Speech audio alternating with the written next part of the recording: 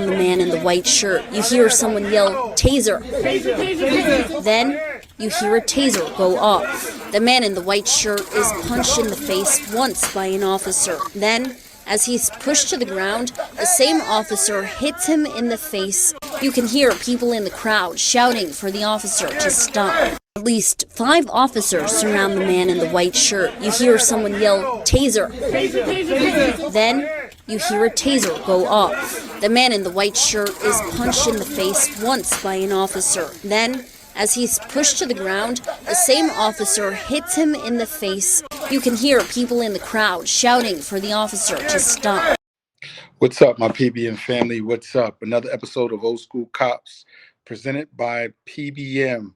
I'm riding dolo tonight. Everybody got tied up on assignments, so your boy's going to go old school. And just when I started, I did it dolo, so we're going to do some dolo work tonight.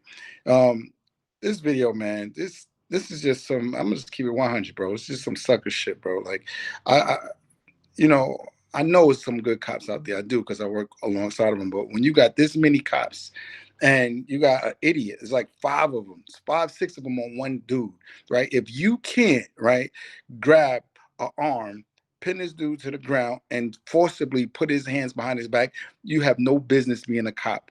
This is some sucker shit, and I'm glad it's named suckers, man. Bunch of suckers in uniform. I just can't. It's hard when I'm talking to you guys sometimes, because I know you could do this job correctly. And time again, right, we see that you got guys out here that can't. And it's sad. Here I am bringing balance to it, saying, yo, listen, I get the frustration. I get the fact that you got guys out here and you're doing it right. And you got people out here that's doing it wrong. I've worked a lot. I worked with more guys who do it right versus wrong. But it's no excuse that you got that many officers, 5 officers on one guy, and you repeatedly punching this guy in the face like that's a part of some tactic. You have distractionary strikes. It's not designed to do that. What you just seen right now, that's not how you apply a distractionary strike. Like, it's just not. It's just 5, 6 officers on one dude. You should be able to overpower that one person, unless they're high on some drugs, and all the cop lovers that think they can't do no wrong is going to say, oh, he could have been high. And if he was high on drugs, punch him in the face was not going to help. We got OG Tech Golden. Oh, I thought everybody was on assignments today, man. Must you got out of your assignment already? Yeah, well, I had 2 things going on. Got a training here at the in Montgomery with Nonviolence, and down here with everybody needs to come to this place, man, and see these things down here, because the civil rights activity that happened in Montgomery is critical to our history. And then the Hanging Museum and the other museums that are here, the Sculpture Museum. It's $5 to enter all of them. It's all Brian Stevenson is charging. So there's no excuse for you not to come to Montgomery, Alabama, to look at the things they have. They got a museum that has people who were lynched. All the folks who were Black folks who were lynched in this country. They got a thing, a placard hanging out of the ceiling with their names on it. The folks that were hung in every state in the country. I'm from Jackson, Tennessee. There are a couple of folks Black folk who were hung in my hometown of Jackson, Tennessee. As a matter of fact, the NAACP and DeKalb picked up the placard for Decatur, the city of Decatur, where somebody was hung. So it really is an inspirational thing to see these things and know they got dirt from the places they were hung. They dug up some of the dirt, and it's here for you to see, so you'll know where these people were, some of the actual locations where they were hung and died. Some of the horrible things that happened to them. If you go through and look at it, we're talking about people being beaten to death, their genitals being cut off, it's being hung there for days, and they would have picnics at the same time that they're hanging Black folk, with children there watching them being desecrated. So, any opportunity you get to come to Montgomery to see this thing.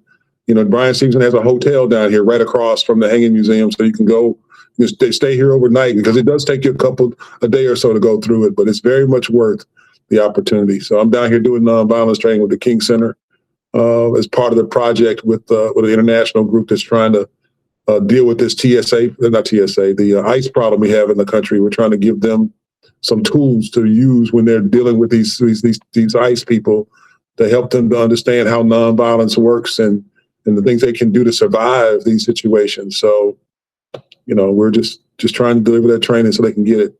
And one of my hats, I'm a certified trainer at the King Center. I've been associated with them since 1992. I became a certified trainer in 2019, and working with Dr. Bernard Lafayette, who recently passed away. He was actually the man who planned the Selma March to Montgomery, and he passed away last month.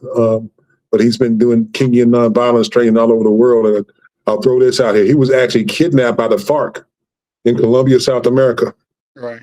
for a few hours. And they released him, but they kept the governor, and they ended up killing the governor. But they released Dr. Lafayette. So that's outstanding. And then when Nelson Mandela was elected, the King Center was hired by the State Department to go down there and train thousands of people in nonviolence. And if you recall that situation down there were no violent incidents when Nelson Mandela was elected. And a lot of that credit goes to the King Center and Mrs. King and the training staff, including Bernard Lafayette and Captain Charles Alphen, and the things they did to spread nonviolence so that these people understood that the way you deal with things is nonviolently, so you don't turn it into a mess. And they were successful. I think 30,000 folks they trained down there before the election. So, there's a lot going on in this country, especially, and now we know that with what's going on with our government politics and around this world, we talk about this world house we live in and how everything is interconnected. And in the world house, everything is connected. When you drink coffee, coffee's not made here. When you drink tea, tea's not made here. When you the glue, the sponges, almost none of the clothes and shoes that we wear are made here. So the world is interconnected. When you saw what happened with COVID, the world is interconnected. And now what Trump is doing to this country with the oil, and now planes can't fly, and they can't make jet fuel. To know that what he's doing is impacting everybody. So we're all interconnected in this world, and what affects someone directly affects us all indirectly. And we see that happening now with the things that are going on. That's what Dr. King talked about, is that we're interconnected, and we need to figure out how we can get through this situation, because the best thing about nonviolent solutions is they're usually permanent. They're usually impactful for a long period of time.